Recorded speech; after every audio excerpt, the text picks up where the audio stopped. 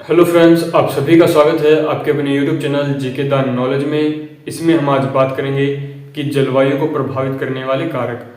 क्योंकि पहले वाले वीडियो में हमने देखा था कि मौसम और जलवायु क्या है, उसके तत्व कौन कौन से हैं। आज हम बात करेंगे उनको, जो जलवायु है उसको प्रभावित करने वाले कारकों की। तो आइए शुरुआत करते हैं।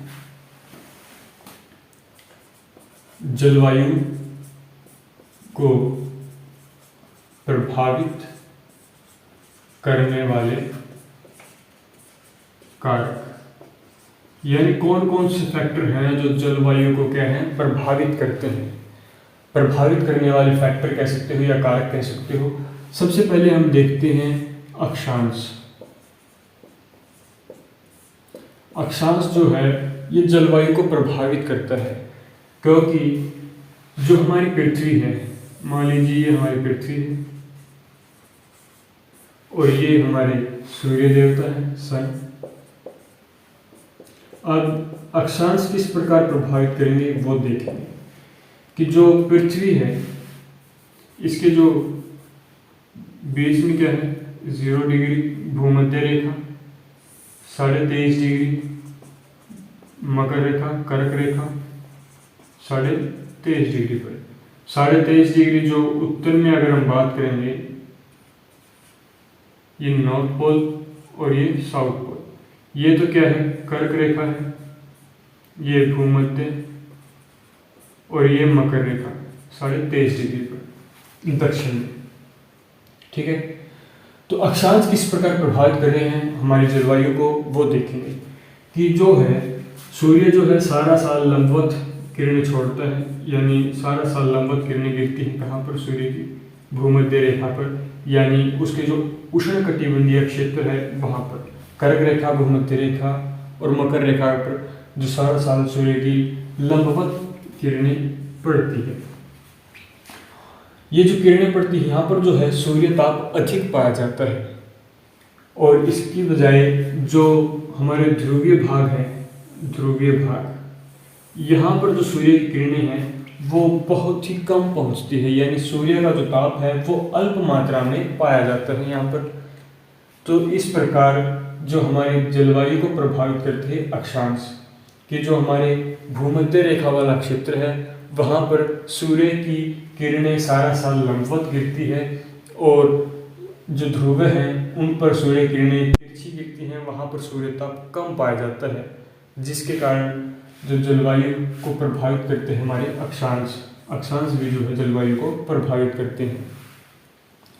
फिर आता है समुद्र से दूरी। समुद्र से दूरी, समुद्र से दूरी मतलब कि जो भाग समुद्र के जितना निकट होगा, यानी तटवर्ती जो भाग होगा वहाँ का जो तापमान होगा वो कम होगा और उसके जो आंतरिक भाग होंगे वहाँ पर तापमान अधिक पाया जाएगा। तो समुद्र से दूरी कैसे होगी कि मान लीजिए भारत के संदर्भ में अगर हम देखते हैं तो मान लीजिए ये क्या है भारत हमारा, और यहाँ पर क्या है अरब सागर है, अरब सागर है। तो समुद्र से दूरी कैसे प्रभावित कर रही है कि जो तटवर्ती जो भाग होंगे, समुद्र के तटवर्ती भाग, समुद्र के तटवर्ती भाग क्या होंगे, वो वहाँ पर जो ताप परिसर होगा, ताप परिसर यानी तापमान जो होगा वो कम पाया जाएगा। जिस तरह यहाँ पर अगर हम बात करते हैं मुंबई है, तो मुंबई क्या है, मुंबई की जलवायु कैसी है, सम जलवायु है, क्योंकि वहाँ ये समुद्र के सहारे है यानी सटा हुआ है। तो ये मुंबई जो है यहाँ पर जो है तापमान क्या मिलेगा आपको, तापमान कम मिलेगा, किसकी अपेक्षा, अन्य क्षेत्रों की अपेक्षा। अन्य क्षेत्रों की अपेक्षा जो तापमान यहाँ पर कम मिलेगा और आर्द्रता जो अधिक मिलेगी, आर्द्रता जो है अधिक, क्या है कह सकते हो आप कि जो टेम्परेचर होगा कम होगा और जो आर्द्रता होगी, ह्यूमिडिटी, वो क्या होगी अधिक यहाँ पर पाई जाएगी। कि जितने भी निकटवर्ती जो समुद्र के तटवर्ती जो भाग होंगे वहाँ पर जो है टेम्परेचर कम पाया जाएगा और आर्द्रता अधिक पाई जाएगी। इसका कहने का मतलब ये है, क्योंकि भारत के संदर्भ में देखते तो मुंबई है, तटवर्ती किनारा है, यहाँ पर तापमान कम है, सम जलवायु है। वहीं अगर हम बात करते हैं दिल्ली या दूर दराज क्षेत्रों की, तो यहाँ पर क्या मिलेगा आपको, तापमान अधिक मिलेगा, अधिक होगा, तापमान अधिक होगा और जो आर्द्रता होगी वो कम होगी। रिवर्स हो जाएगा, इसका अपोजिट हो जाएगा, तापमान अधिक होगा और आर्द्रता कम। क्यों? क्योंकि यह समुद्र के तटवर्ती भागों से दूर है, बहुत ये दूरी पर स्थित होने के कारण ऐसा हुआ है। तो समुद्र से दूरी भी जो है जलवायु को प्रभावित करती है कि समुद्र के पास जो जलवायु वो कैसी होगी, जो उसके तटवर्ती जो भाग होंगे, और समुद्र से दूर जो भाग होंगे यानी जो मध्यवर्ती जो भाग होंगे या फिर आंतरिक जो भाग होंगे, उनकी जलवायु कैसी होगी, ये भी प्रभावित। तो समुद्र से दूरी भी जो है जलवायु को प्रभावित करती है। अब देखो मुंबई है, मुंबई और नागपुर, ये दोनों क्या है, एक ही अक्षांश पर स्थित है, लेकिन जलवायु अलग अलग है। इसकी जलवायु अलग है, इसकी जलवायु अलग है, क्योंकि ये निकटवर्ती है और ये दूर दराज है। तो एक ही अक्षांश पर होने के बावजूद भी इनके जो दूरी के कारण, समुद्र से दूरी के कारण इनकी जलवायु अलग अलग है। तो जो समुद्र से दूरी भी जो है जलवायु को प्रभावित करती है, एक अन्य कारक है। देख लीजिए, अगर किसी को डाउट हो तो पूछ सकता है। फिर आगे चलते हैं।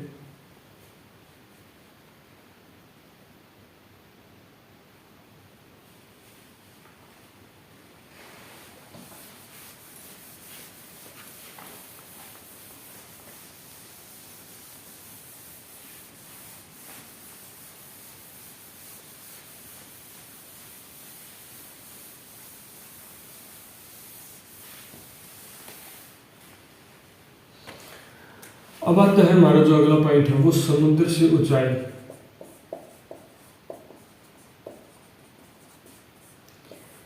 समुद्र से ऊंचाई की मतलब ये हमारा जो सी लेवल है,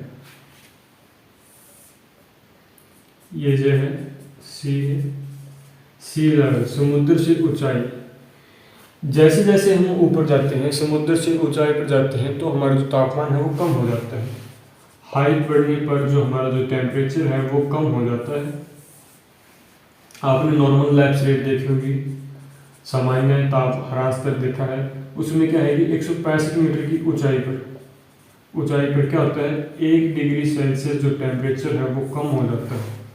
1 डिग्री सेल्सियस टेम्परेचर कम हो जाता है। क्यों? क्योंकि हाइट बढ़ने पर जो हमारा तापमान है वो क्या होता है, कम होता है। जैसे जैसे हम ऊंचाई पर जाएंगे, समुद्र से ऊपर जाते जाएंगे, तापमान कम होता जाएगा। अब देखो, पर्वतों की अपेक्षा मैदान गर्म है। मैदान जो है गर्म होते हैं। मैदान गर्म क्यों होते हैं? क्योंकि हाँ, मैदानों पर जो है सूर्य ताप जो है अधिक पाया जाता है, और जैसे पर्वतों पर जाएंगे वहाँ पर ताप प्रेशर कम होगा, क्योंकि हाइट बढ़ेगी तो तापमान क्या होगा, कम होगा। जनरल सी बात, हाइट बढ़ने पर तापमान कम होता है।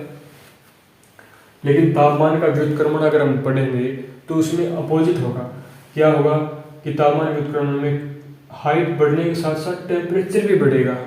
कुछ परिस्थितियाँ ऐसी आएगी कि हाइट बढ़ रही है तो टेम्परेचर भी क्या होगा, बढ़ रहा होगा। ठीक है, या आगे हम इसमें जो हमारी संरचना अगर हम पढ़ेंगे वायुमंडल की, उसमें भी इसके बारे में बात करेंगे। तो फिलहाल बात करते हैं समुद्र से ऊंचाई। तो जैसे जैसे ऊंचाई बढ़ेगी तापमान कम होगा। वैसे मतलब पर्वतों की अपेक्षा मैदान गर्म होते हैं और पर्वतों पर जो है ठंड पाई जाती है। देखो, आपने देखा होगा कि जो शिमला है, शिमला और जालंधर, ये 2 शहर हैं, 2 बड़े शहर हैं। ये दोनों एक ही अक्षांश पर हैं, एक ही अक्षांश पर, दोनों एक अक्षांश पर हैं, फिर भी इनका तापमान अलग अलग है। क्यों? क्योंकि जो शिमला है वो ऊंचाई पर स्थित है और जालंधर नीचे की ओर स्थित है। शिमला ऊंचाई पर स्थित होने के कारण वहाँ पर तापमान कम पाया जाता है, और जालंधर जो है वो जो है मैदानी भागों में स्थित है, वहाँ पर तापमान क्या होता है, अधिक पाया जाता है। तो ये दोनों एक ही अक्षांश पर स्थित होने के बावजूद भी क्या है, इनके तापमान में अलग अलग फर्क है। ये सब कारण क्या है, समुद्र से ऊंचाई। तो ये समुद्र से ऊंचाई भी जो है जलवायु को प्रभावित करता है। ठीक है, फिर आता हमारा प्रचलित पवनों का स्वरूप। प्रचलित पवनों का स्वरूप। प्रचलित पवनों का स्वरूप, प्रचलित पवनों का स्वरूप कैसे है कि जो हवाएं हैं, जब हवा समुद्र से कहां पर जाती है, समुद्र से तटीय भागों में, समुद्र से हवा कहाँ जाएगी, आंतरिक भागों में या महाद्वीपीय भागों में, महाद्वीपीय भाग में जब हवा ऐसे जाती है तो ये जो हवा होगी, प्रचलित पवनों का स्वरूप को कैसे प्रभावित होता है कि जो समुद्र से हवा जब किसी स्थान पर जाती है, धरातल पर जाती है, तो वहाँ पर क्या होती है, नमी युक्त होती है। और नमी जब युक्त होती है तो ये अपने मार्ग में आने वाले जितने भी क्षेत्र होंगे वहाँ पर क्या करेगी, वर्षा करेगी, जो पवनें जाती हैं। और जब जो पवनें हैं वो क्या होती हैं, वापस आती हैं, यानी कि जो हमारा जो आंतरिक भाग हो गया, महाद्वीप के भाग होते हैं, वहाँ से जब जो पवनें आती हैं समुद्र की ओर, तो ये क्या होती हैं, जो वाष्पीकरण में सहायक होती है, क्योंकि इनका जो तापमान वो अधिक होता है और ये वाष्पीकरण में सहायक होती है। वाष्पीकरण में सहायक होगी तो क्या होगा, जो समुद्र है उनमें वाष्पीकरण होगा, जिससे बादल बनेंगे, बादलों का संघनन होकर जो बादल बनते हैं फिर जो है वर्षा होती है। तो इस प्रकार जो प्रचलित पवनें हैं उनका स्वरूप भी जो है जलवायु को प्रभावित करता है कि समुद्र से जाने वाली जो हवाएं होती है, जब जो मैदानी भागों में जाती है, समुद्र से मैदानी भागों में, स्थलीय भागों में, तो जो जाती है तो नमी युक्त होती है, नमी होती है, इनके अंदर नमी होगी, तो उनके रास्ते में आने वाला कोई भाग होगा, जो भूभाग होगा, तो वहाँ पर क्या करेगी, वर्षा करेगी। वर्षा करने में सहायक होती हैं नमी युक्त जो समुद्र से जाती हैं। जब ये सब किसी भाग से आती, मैदानी भागों से जब ये समुद्र की ओर जाती हैं, रिवर्स अगर होती हैं, तो ये वाष्पीकरण करती हैं, जिससे बादल बनते हैं और बादल बनकर फिर क्या होती है, वर्षा होती है। तो ये प्रचलित पवनों का जो स्वरूप होता है वो भी जलवायु को प्रभावित करने वाला एक अन्य फैक्टर होता है, प्रचलित पवनों का स्वरूप। इसमें किसी को डाउट हो तो पूछ सकते हैं, फिर आगे चलते हैं।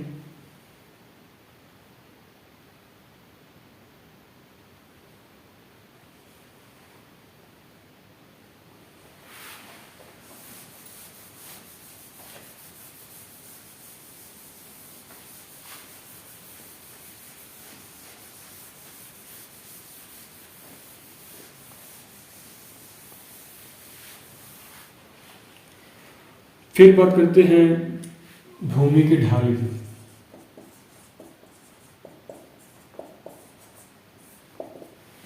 भूमि का ढाल किस प्रकार प्रभावित करता है, जो सूर्य किरणें आती हैं हमारी, वो क्या होती हैं, भूमि की ढाल जो एक साइड तो क्या होती हैं, जिस साइड जो हमारी जो पृथ्वी है, भूमि का ढाल है, जो उसके सामने, जो सूरज के सामने वाली जो किरणें हैं, वहां पर तो क्या होती है, तापमान क्या होगा, टेम्परेचर जो होगा वो अधिक होगा। लेकिन इसके जो विपरीत जो भाग होगा, भूमि के विपरीत जो भाग होगा, यानी इसके जो अपोजिट में जो भाग होगा, वहां पर क्या होगा, टेम्परेचर जो कम होगा, टेम्परेचर कम होगा। क्योंकि ये जो टेम्परेचर है वो कम क्यों है, क्योंकि यहाँ पर सूर्य का ताप जो है, यानी जो सन है हमारा, उसका जो ताप है वो नहीं पहुँच पा रहा, उसके जो भूमि की ढाल, इसी कारण जो हमारे जलवायु को प्रभावित करती है। क्योंकि जो इस साइड का जो क्षेत्र है वहाँ पर ताप पहुँच रहा है। जैसे आपने देखा होगा हमारे हिमालय रीजन से संबंधित अगर हम बात करते हैं, तो जो हमारे हिमालय का जो दक्षिणी भाग है, जो हमारी ओर का है, वहाँ पर क्या है, एक साइड सनलाइट पड़ती है, दूसरी साइड नहीं पड़ती, तो वहाँ पर क्या है, एक साइड तापमान अधिक है, एक साइड कम है। तो जो सन का जो भूमि की ढाल है वो भी जलवायु को प्रभावित करती है, क्योंकि जो उसके सामने वाले जो भाग होगा, जो ढाल का जो भाग होगा, वहाँ पर जो सूर्य की किरणें हैं वो अधिक गिरती हैं, जिससे तापमान अधिक होगा, और उसके जो विमुख भाग होगा, जो उसके ऊपर होगा, वो तापमान को गिरा देता है, वहाँ पर सूर्य का ताप नहीं पहुँच पाता। इसके अलावा अगर हम अन्य फैक्टर की बात करते हैं तो वो है जो पर्वतमालाओं की स्थिति।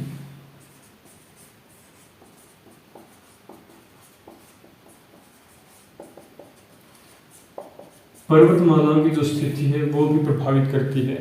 पर्वतमालाओं की स्थिति कैसे प्रभावित करती है? हमारा जो हिमालय रीजन है, हिमालय क्षेत्र है, उसमें क्या है कि जो दक्षिणी भाग है और एक है उत्तरी भाग। तो दक्षिण और उत्तरी भाग है, तो जो हमारे जो दक्षिणी भाग है वो क्या होता है, अधिक जो है वहाँ पर जो ताप प्रतिशत पाया जाता है अपेक्षा की दूसरे भाग की ओर। यही है सेम भूमि का ढाल प्रभावित, जिस तरह भूमि का ढाल है उसी प्रकार पर्वतमालाएं हैं। वो पर्वतमालाएं जो प्रभावित करती है हमारे जलवायु को, क्योंकि जो हिमालय का जो भाग है, आने वाली जो हवाएं, समुद्री हवाएं आती है जो हमारी बंगाल की खाड़ी से होकर जो ये हवाएं आती है मानसून, क्या है वो हवा जो है उनको जाने से रोकता है, और ये वहाँ जो मतलब तिब्बत की साइड जाने से रोकता है हवाओं को, हिमालय क्षेत्र। और जो हवाएं फिर क्या है, ये हमारे इस साइड जो हरियाणा, उत्तर प्रदेश, इस साइड जो मानसून लेकर आती है। तो जो पर्वतमालाएं भी हैं ये भी हमारे जलवायु को प्रभावित करती है। अगर हिमालय क्षेत्र ना होता तो साइड से निकल जाती, हमारे जो जलवायु कुछ अलग प्रकार की होती। तो जो पर्वतमालाएं हैं उनकी स्थिति भी जो है जो जलवायु को प्रभावित करने में महत्वपूर्ण भूमिका निभाती है। तो इस प्रकार जो हमने फैक्टर्स देखे हैं जलवायु को प्रभावित करने वाले कारक जो देखे हैं, तो आई होप आपको ये वीडियो पसंद आई होगी, समझ भी आई होगी। अगर आपको ये वीडियो पसंद आए तो लाइक शेयर सब्सक्राइब करना ना भूलें। धन्यवाद। जय हिंद।